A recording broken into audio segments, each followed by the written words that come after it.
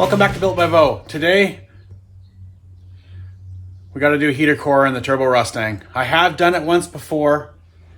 I don't know if it was the heat of the turbo or the way I had the lines routed or a faulty part. It's a Spectra. But in any case, it's starting to leak again on the floor on the last test drive, so we really need to address the situation. So I've ordered another heater core, Spectra. I'm going to put it under warranty. Tried to get a better one, a Motorcraft and stuff, but it's just the parts are unattainable right now, so I got what I could get. So I'll show you some of the process of how I'm going to do it, and then what I'll do is I'll time lapse a bunch and show you some important parts as I go, and I'll give you a bit of a rundown first of roughly what we're going to do, and then we'll go from there. So without further ado, let's get started. So for starting under the hood, you don't have to drain the coolant, but it will make a bit of a mess on the floor if you don't drain some out. It's up to you how you want to do that. Obviously mine was leaking, so I already had to bypass mine. So I'm already disconnected and I've blown all that stuff out. So if you're an air conditioned car, you will have to remove the receiver dryer and disconnect the air conditioning lines. Because of this bigger turbo setup on this car, I'm not running that stuff, so I don't have to worry about that. There's only 2 bolts that on this firewall side that you need to disconnect, and one of them is going to be right there, and the other one is right there. So those are the only 2 under the hood, other than the heater core lines, that you need to remove there. So starting with the inside, there's a cover on both sides of your center console for your center console stack. You need to remove the center console stack and the center console out. The center console has to come out of the way because there is 2 bolts behind this cover on both sides to stop this from coming out. You'll need to remove your glove box and your bolster to access these two hidden bolts here. Then that center console stereo, all that stuff has to come out. The kick panels have to come out. This cover along the top here needs to come off. There's 4 screws up there. The bezel cover needs to come off. The cluster needs to come out because the speedometer cable is too tight and doesn't allow enough room to back the dash up to get at the heater box as necessary to get at the heater core.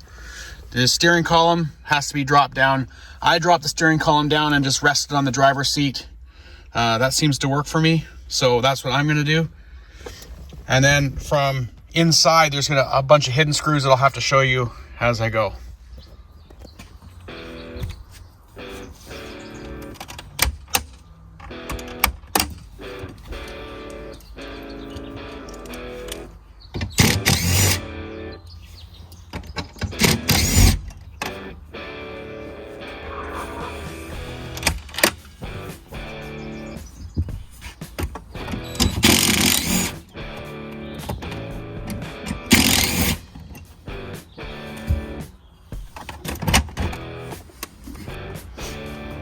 There's 2 Phillips screws at the back of the center console.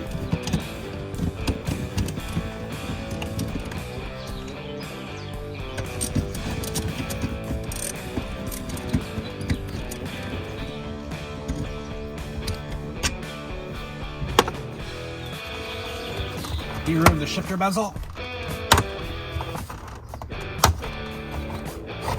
You need to remove your shifter.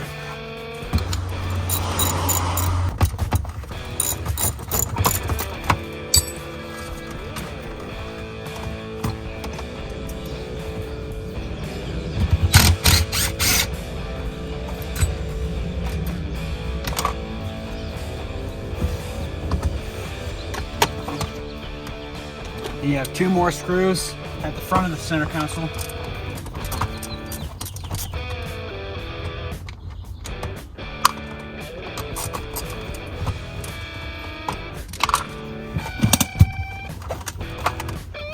And then you will have to disconnect your mirror switch from underneath.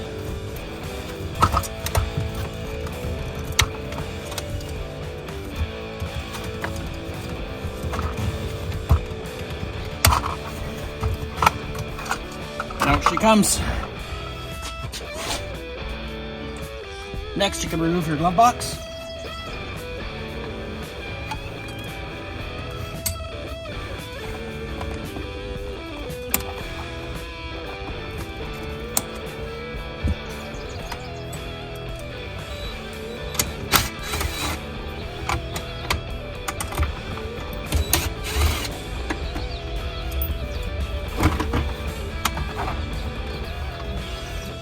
You want to remove this first sill plate screw and remove your front kick panel.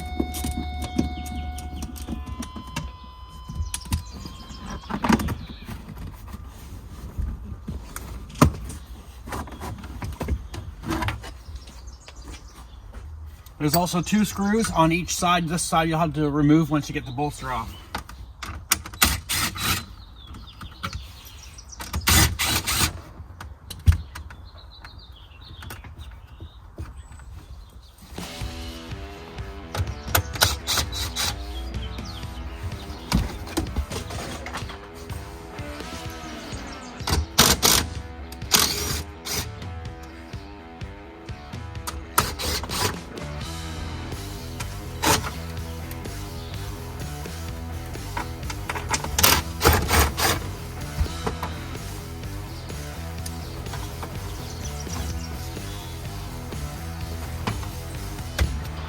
Need to remove your column surround, 2 Phillips screws.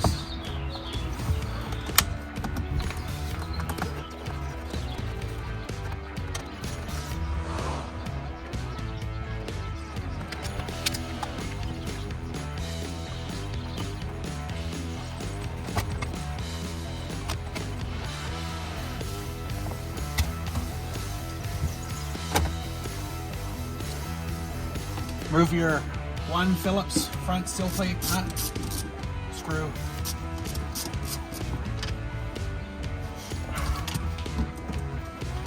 Remove front kick panel. Now you have your 2 Phillips here for the rear center console, and your other 2 that were hidden behind the front bolster and the center console should come free, other than your stereo mounting.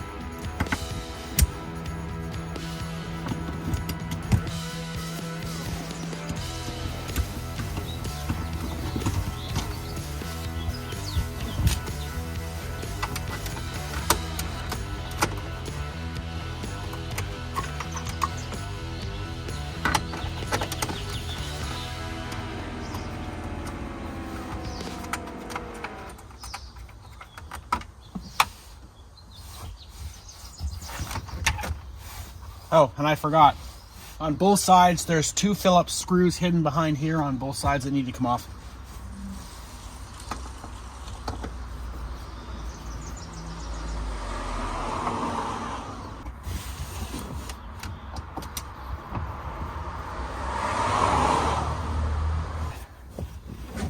Now we should be ready to pull it out. You have to disconnect your trunk switch.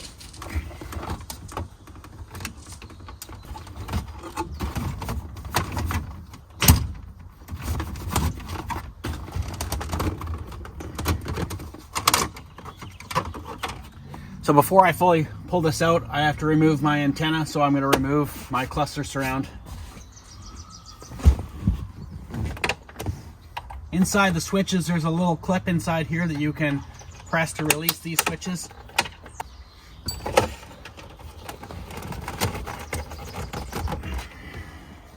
These are the tabs here.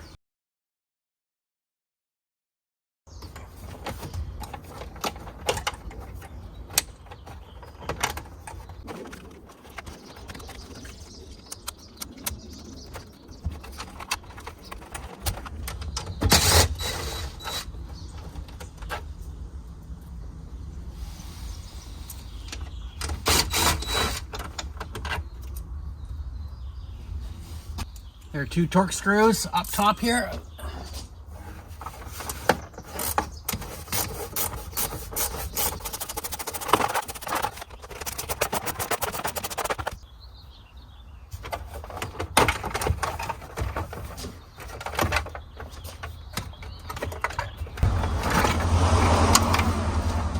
Now we can get back to the center console.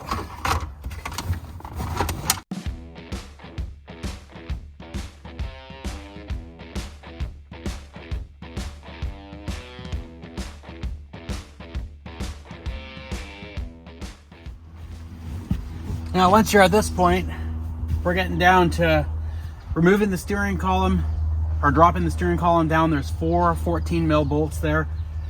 Now we're going to remove the cluster, disconnect the cable, and remove this bezel up top here, and there's some torque screws up here for the top of the dash.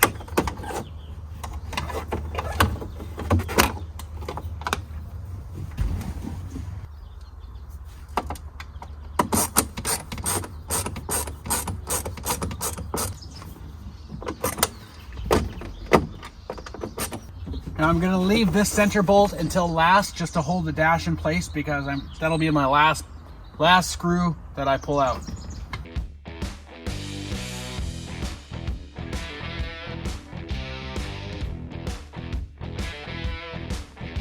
There's 2 plugs behind the dash, behind the cluster, as well as the speedo cable.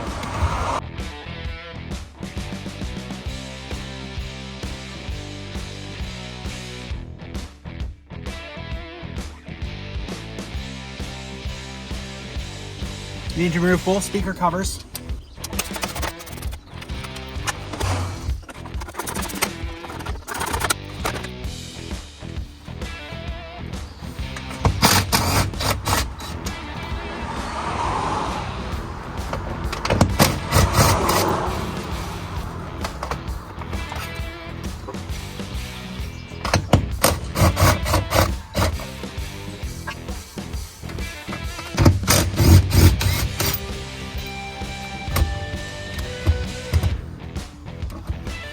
There's 2 8mm bolts in each corner of the dash. Those are going to be removed next.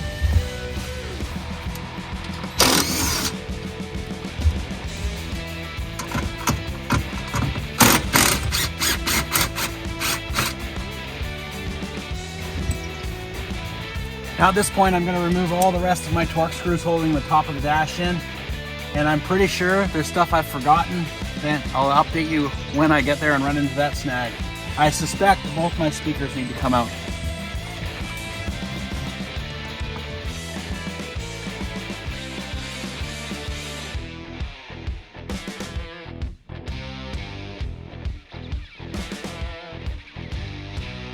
Now I'm going to loosen my center screw, give the dash a tug, and just see if I've got everything disconnected or not.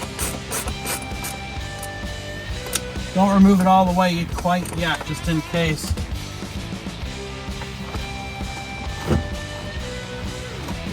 I think I've got everything. I'm going to remove it. I'm sure I'll be surprised by something.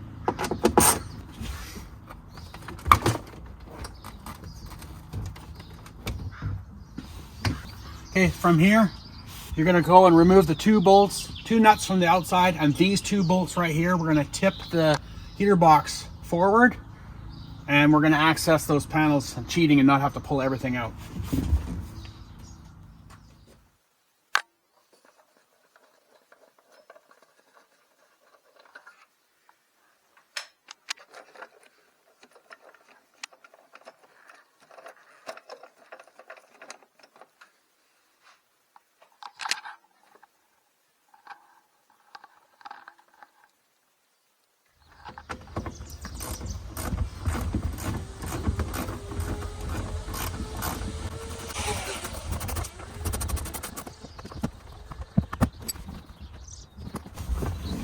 Now you want to gently pull the box forward so you can access the heater core.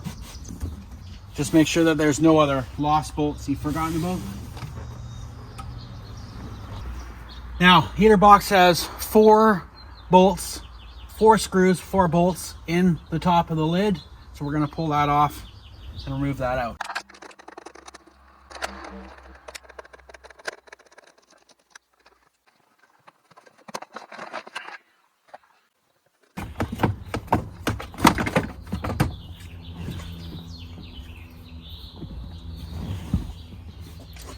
So we've looked at this pipe and we found a slight crack right here in the big pipe.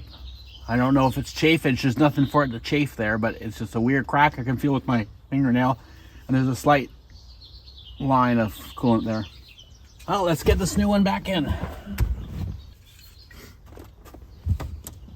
So basically for reassembly, we're just going to reverse the procedure. Make sure that you get help to put that back in so you don't disturb those pipes. So I'll button this back up. I'm going to put it on time lapse. I'm going to get some help to lift the dash up and the climate box up, and we're going to see after that.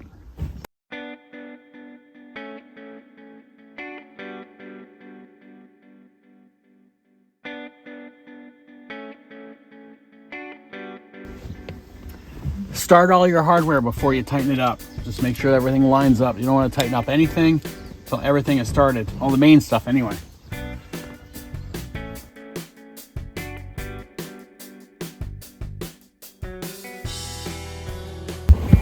Now before you proceed, you want to make sure that you haven't pinched anything, trapped any wires behind anything. There's nothing worse than getting it half back together or all the way back together and realize you've forgotten something or pinched a bit of the wiring harness or whatever. So just take a moment to go through everything and make sure that everything is good, and then you can proceed with the reassembly.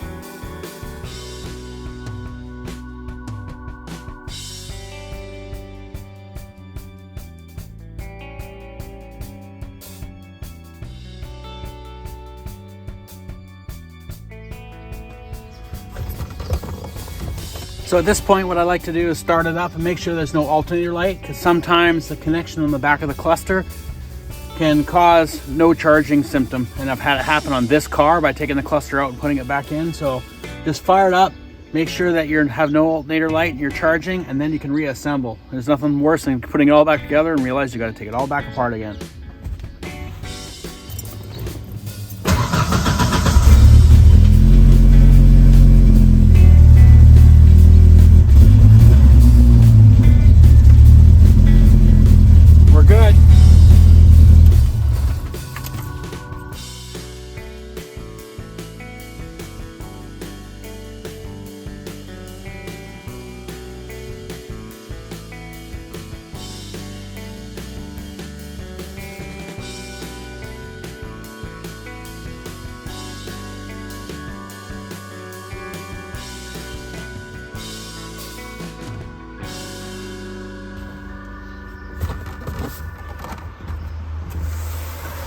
Okay, we got the inside all buttoned up. Let's move down to the hood.